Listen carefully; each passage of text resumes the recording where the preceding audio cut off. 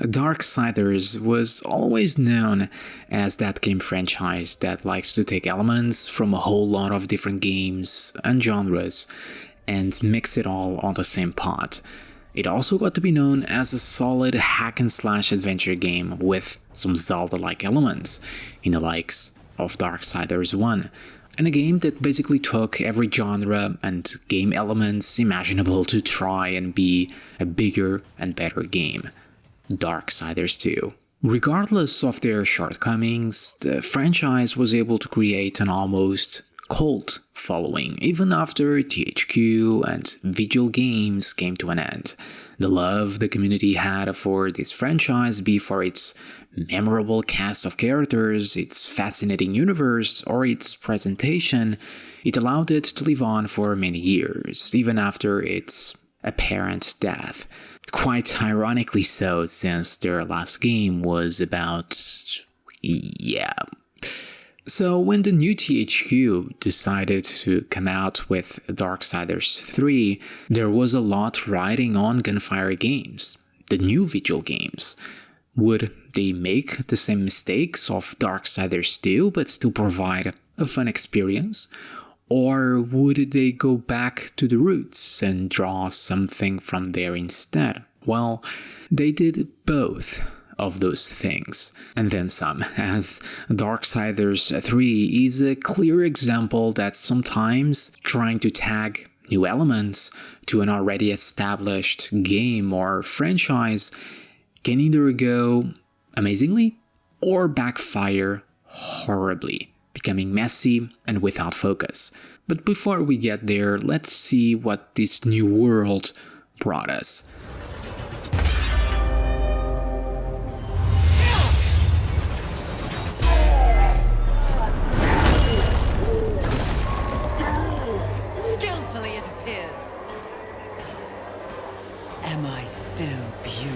Enter Fury, the horseman without a horse. And story-wise and world-building, there was nothing too ambitious to be found here. Like Darksiders 1 was a pretty self-contained-ish story told once again on Earth, and a prequel to the original. It is clear that Darksiders 3 was trying to draw in the fans of the first game, not really its sequel, by trying to build a similar world and storylines with all these conspiracies. In fact, a little bit too similar. We have an ambiguous character that is helping us for motives that are not yet known and at the same time giving us power. We are bound by the council with a watcher to destroy a threat to the Third Kingdom. We have that same watcher betraying us towards the end. Different situation and twist, but still oddly similar. And we once again figure out how shady and not very balance-centric the Charred Council actually is. This is pretty much a female version of Darksiders 1, isn't it? Even the last stage area can draw some similarities. Sure, the 7 were pretty cool. I never thought the physical manifestation of sloth could be a giant gross insect. But overall, they are nowhere near as intimidating or world-threatening as the daunting task of defeating the Destroyer on Earth, ravaged by the apocalypse, or the mysterious universal force of corruption. However, like the past two titles, a lot of the story is focused and reflected on our main horseman, and just like war and death, Fury is in an equal internal battle about the meaning of her existence, her purpose, and losing her only friend, Rampage. She wasn't as conflicted as death, nor as driven as war, but still compelling enough to care a decent amount for her towards the end, when she learns what she must do now as a guardian of humanity. She has a pretty decent growth as a character from beginning to end by seeing her own faults in the scenes themselves and what they represented. And maybe as to why the developers and writers decided to go for them as a villain. When analyzed in isolation, they just okay, but looking at it from the point of view of how it affected Fury, it is indeed pretty awesome. The series continues to bring these sort of storylines that are often simple at first glance, but that affect and mold our main characters in truly interesting ways. And they are always a pleasant surprise on a game series that did not necessarily need it that much of a personal story.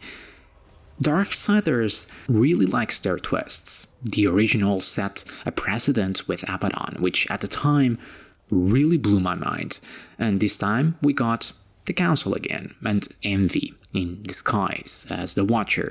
And replaying the game, you will get clues here or there, such as the Watcher stating how she doesn't envy these skeleton undead beings, though that might have been just a coincidence.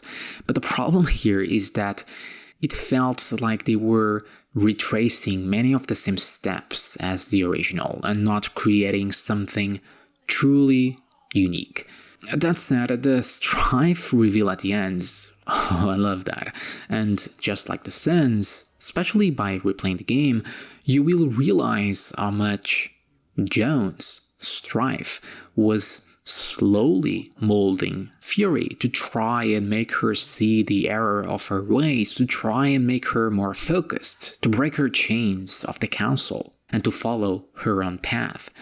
So the story and lore told, though, remained interesting enough when it came to Fury as a character, as it came to be expected from the series at this point, setting a foundation for future titles. But overall, it didn't do much to amp it up from the past two titles, especially from the crazy universal themes of the sequel, and instead stayed in a relatively safe space to just tell a more direct prequel to Darksiders 1 and to tell the story of Fury. It's pretty sad that the devs clearly decided not to include as much story and lore as Darksiders 2 did, as this universe is fascinating.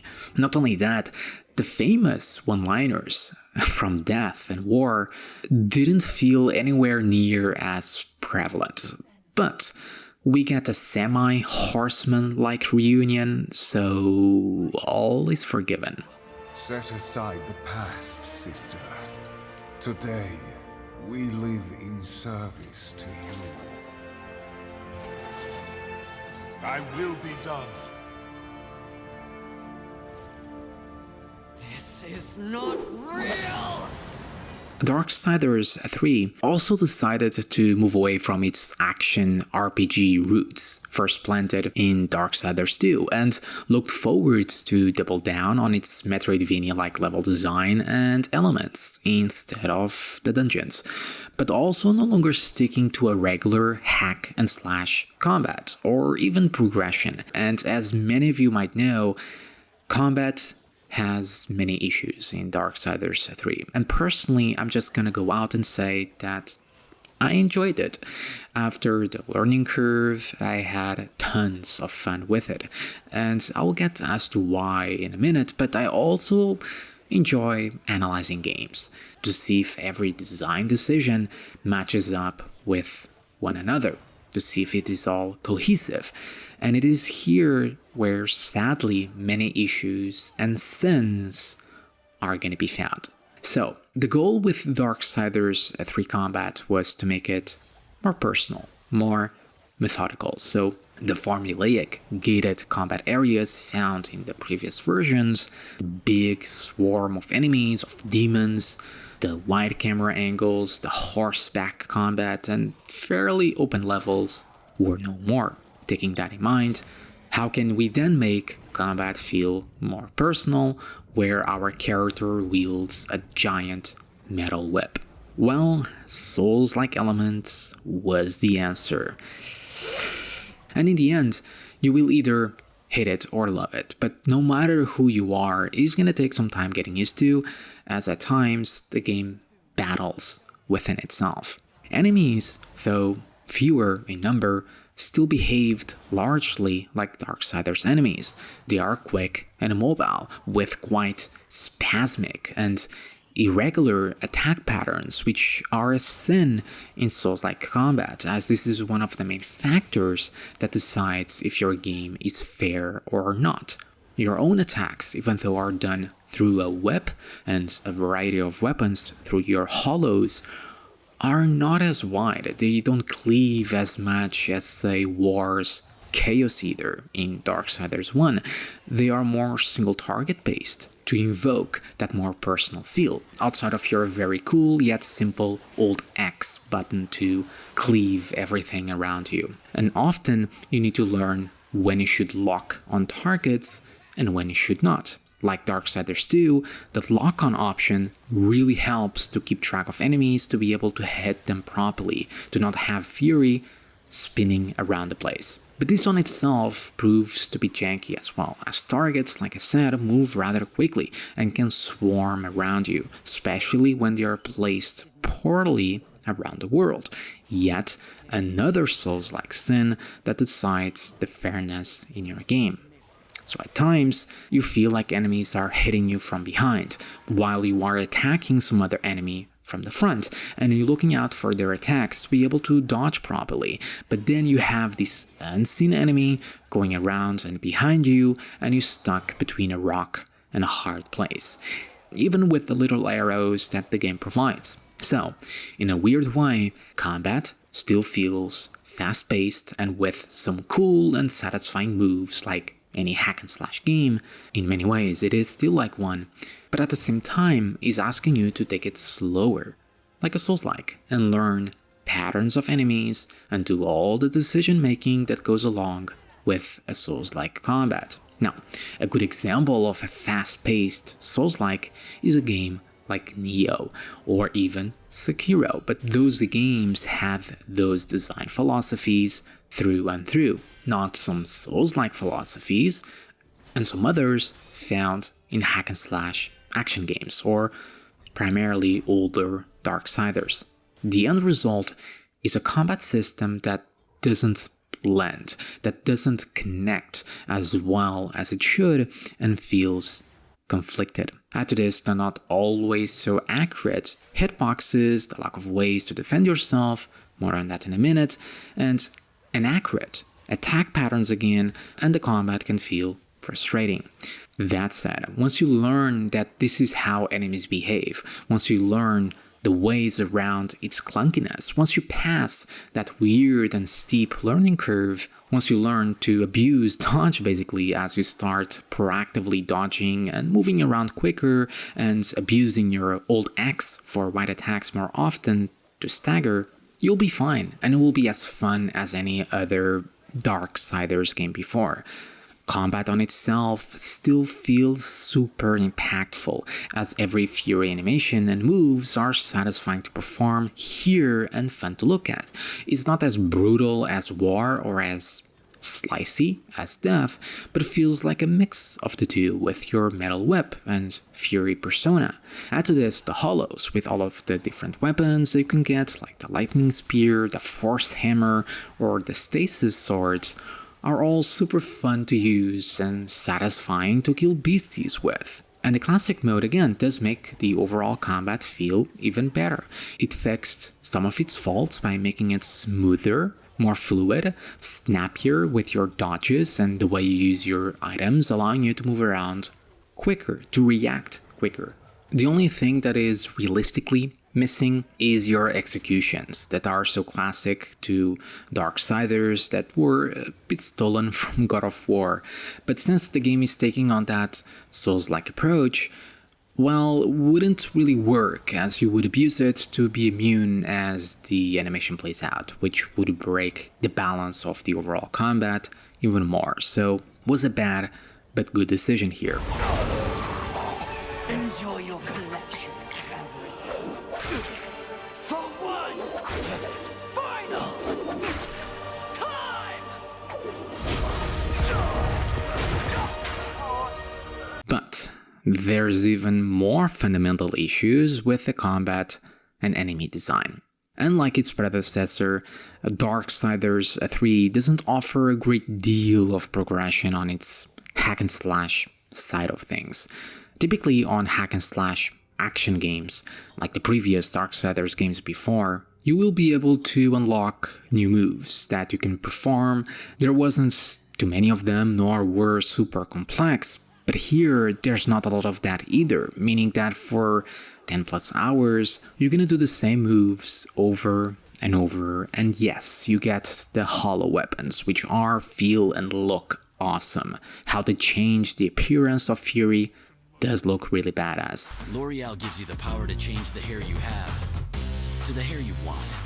Change to L'Oreal Advanced Hair Care, Paris. But they all share the same combinations of buttons, for the most part, no matter the weapon that you use. So even though there's room to grow, to learn the game due to its more personal and skill feel with its Souls-like mechanics, there's almost no skill ceiling when it comes to your moves, in learning how to do more cool things and more badass moves in order to deal damage, all the while dodging enemy attacks. There's very few badass moves you can do, even by trying to find much better players than I am, like I did with the previous two games. There's really not much here. There's not even a hit counter, and in fairness, previous Darksiders games weren't really emphasizing long combos and streaks, but they were still there, and there's people out there that can do amazing things within the confines of the game and what it allowed. And Darksiders 3 could have taken this opportunity to create something more unique. All that said, I did brush over Hollows a little bit earlier, and they do have some interesting things going for them. One is tied to the mild RPG elements to create pseudo builds. More on that in a bit. And the other is that even though they all share the same button presses for moves, they do offer different movesets and effects. So you have a lot of variety here, as you're not constrained to a huge sword or a scythe. They also offer different wrath powers per weapon that might be good for certain situations, so there is some decision making here for you to make mid-combat. But overall was one of the more interesting aspects of Darksiders 3, to progressively get new hollows and wonder what you're gonna get next, and then go out and test your new weapon and powers and then maximize their use to see what you can do. Now, let's take a deeper look on enemy design and the defensive side of Fury.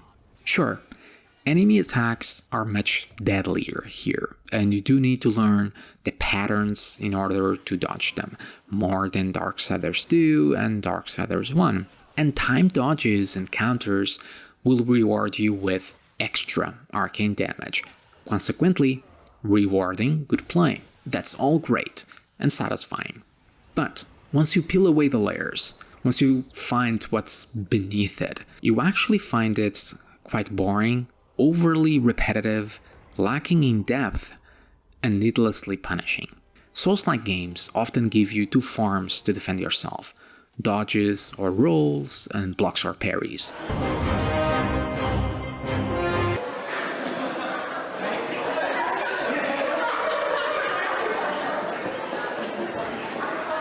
Or like 50 different variants if you use Sekiro.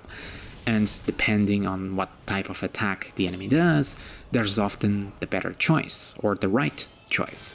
This attack is better to parry, this attack is better to dodge, and etc. This adds more depth to your combat, adds some variety, and adds a sense that you learned something, that you improved as a player, that you made progress. Like, hey cool, if I can parry that attack, the enemy takes huge amounts of damage, and so on. Sekiro is an excellent example of this. But here is just dodge to win. Don't get me wrong, timed counters, dodges are satisfying, especially with the slow-mo and all the crazy and satisfying animations. But when you learn the patterns, the timing of enemy attacks, it falls apart. The mechanic itself ceases to be interesting, it gets old, especially on bosses. Most evidently on Abraxas or Wrath. They have super clear moves, which are great, but as you can see, the only thing that I'm doing is mindlessly attacking and pressing dodge at the right moment. Some mistakes, but hey. I'm not really thinking about what side I should dodge, as it always triggers the invincible counter, or when I should stop attacking or use any other method of defense, because realistically, it doesn't exist. Once you get to that point with the game, it kinda loses a whole lot of meaning and becomes quite monotonous. Besides very few mechanics that a handful of bosses or enemies throw at you, like gluttony or a beam here or there for jumps, or now there's 2 bosses for you to face, everything is handled in the same way. Hit as much as possible and perfect dodge counter. And each boss could almost be summarized as just having a different skin. A very cool skin, but just a skin.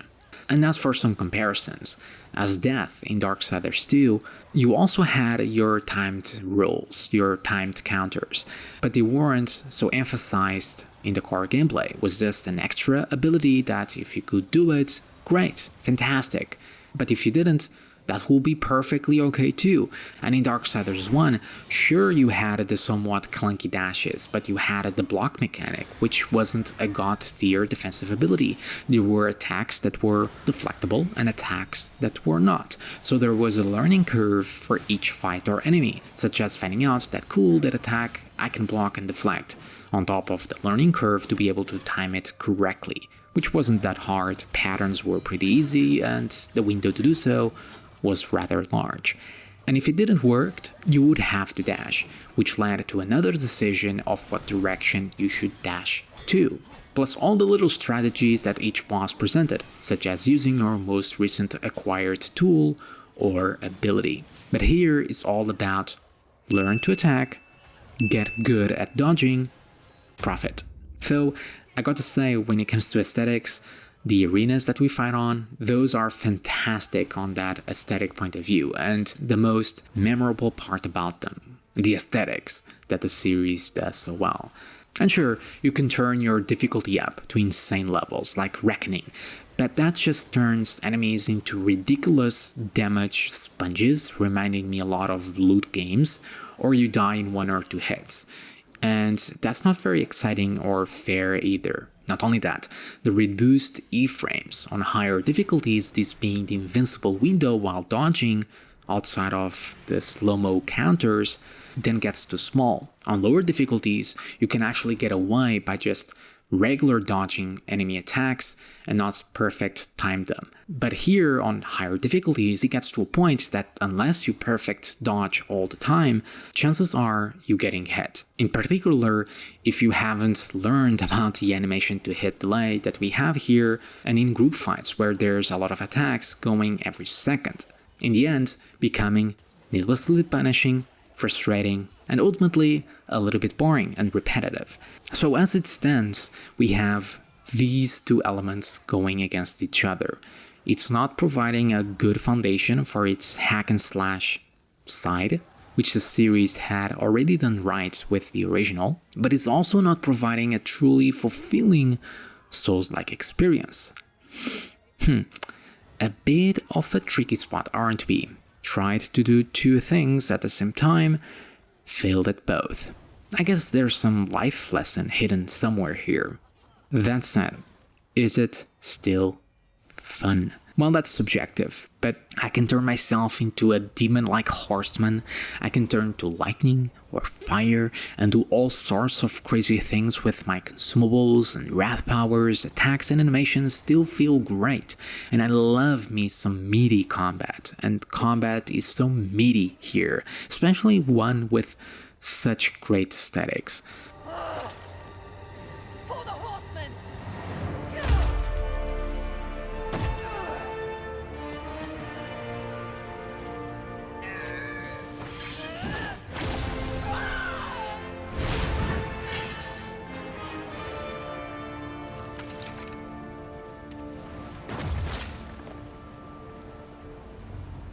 So, with combat out of the way, what else did Darksiders 3 did differently? While RPG elements stayed to an extent, they were made much fewer than Darksiders 2, but you still have a very simplistic leveling system fueled by souls.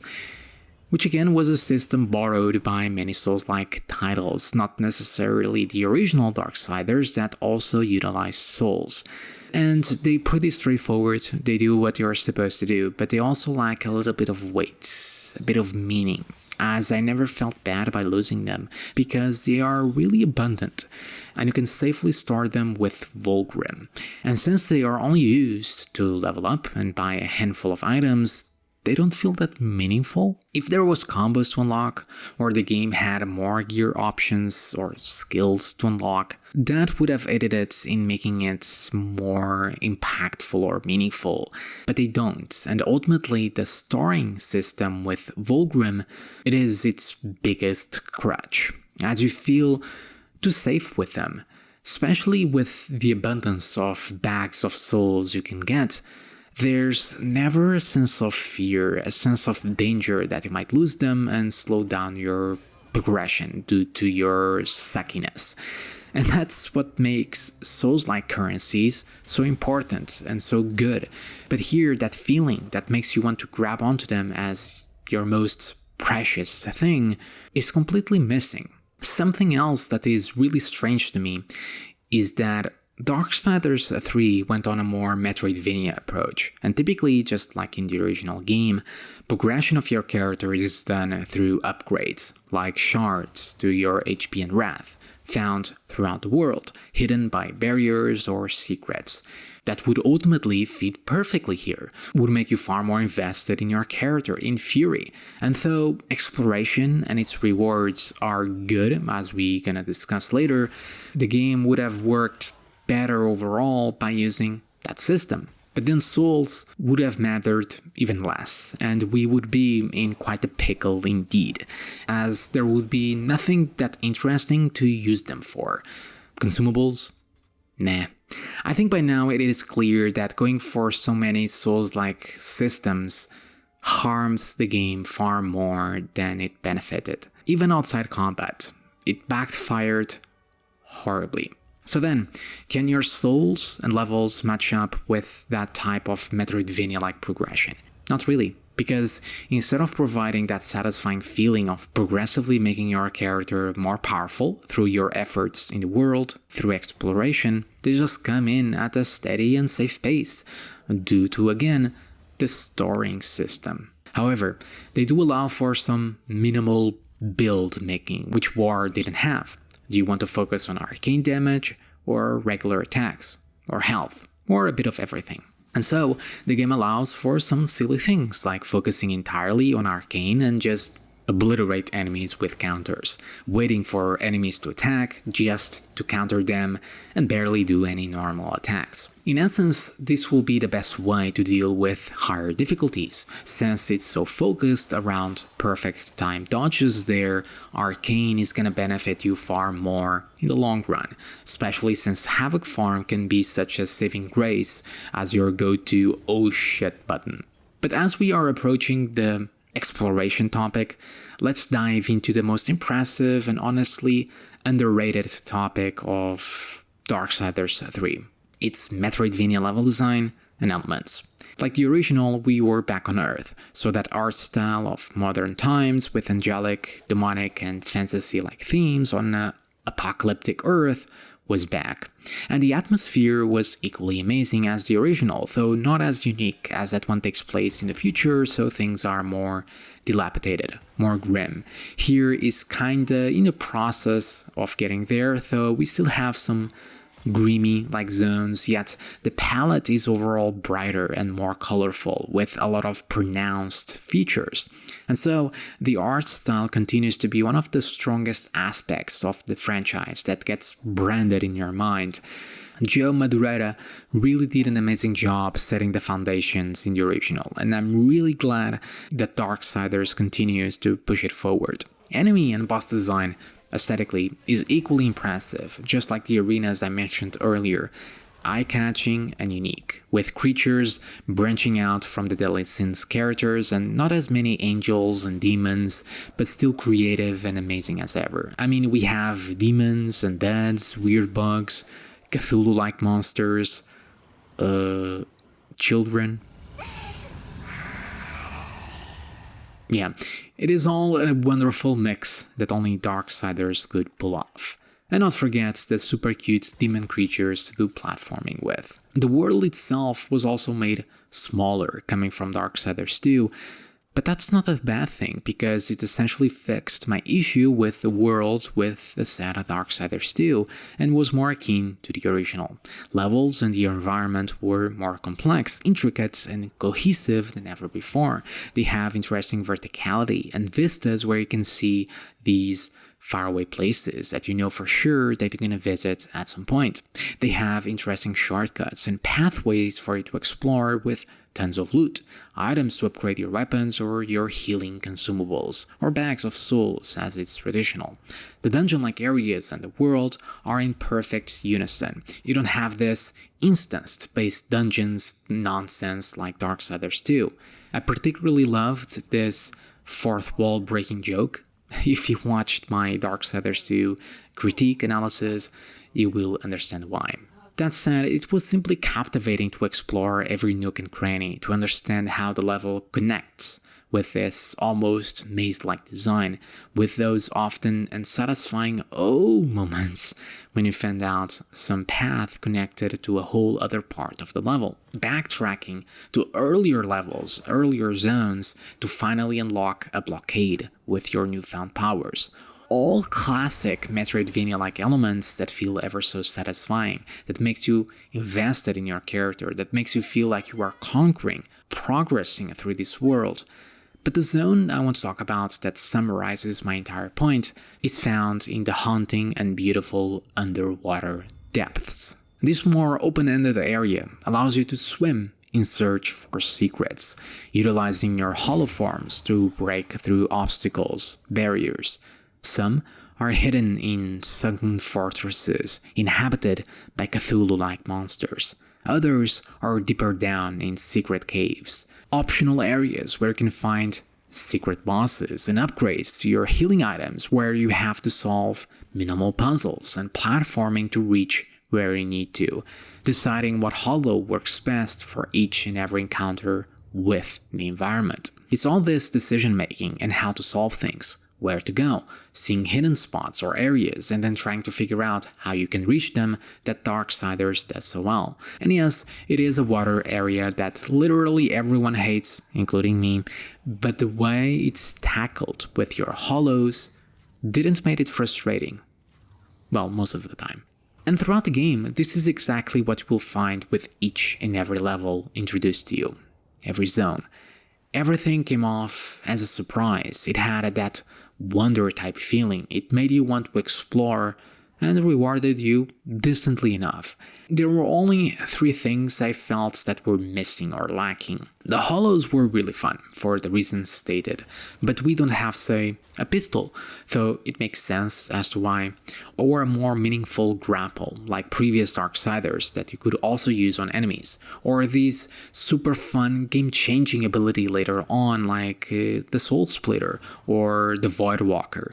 And replaying them all Darksiders, you do feel that something is indeed missing from the third. Puzzles or platforming sections are not such a commonplace and are made more simple, as the game focused more on exploration of these complex levels and how to traverse them, though some levels still feel like the dungeons of the previous games due to its aesthetics and layouts and what you need to do, like 3 rule. And core puzzles that we have here are still fun. They are still interesting with the bomb bugs. Ain't Darksiders without some ball bombs, right? And some did make me scratch my head at times, though not sure if rightfully, as some like the one where you had to burn the web for the fire to touch the bug, and then touch another web, to then touch the blade to unlock a passageway, didn't feel super fair, since the web didn't look like it could touch the blade at all. So I was honestly so confused, but ultimately, yeah, it did feel like there was some Darksiders elements that were iconic to the series that were missing. And if you go into Genesis, a newer Darksiders title, you will see what makes Darksiders so special. As for the rewards, although they were satisfying enough when out and exploring, like I said, we don't have the shards, just the Estos copy pasta. We also don't have the abyssal set parts for our armor to get, well, out and about and exploring, so it's yet another Darksiders aspect that would fit perfectly with this more Metroidvania-like approach, that would have made the wonderful levels in exploration even better. And since we're talking about armors, they're pointless. All in all, Darksiders 3 felt like a bit of a downgrade coming from both its older compatriots. But much like Darksiders 2, where some aspects were improved and others made worse, it takes time to grow on you. Hell, even the original took some time to grow on you, to allow you to bypass some of its jankiness, because you know that it has its faults, you know that it has annoying things, but if you can get into the groove of it all, it will be damn fun. And I think the biggest thing we can take away from Darksiders as a whole, as a series, is that they are fun games. They are not amazing, they are not perfect, though in my opinion the original was pretty damn close, just needed some polish. But they are always fun, with an amazing world, lore, and art style. And contrary to many other IPs, they evolve, they change. Just look at Genesis. And that's a whole lot more than we can say about many other supposedly better and more popular titles. So with that, I will take my leave and maybe start playing that Darksiders Genesis again and see how it all compares. Yeah.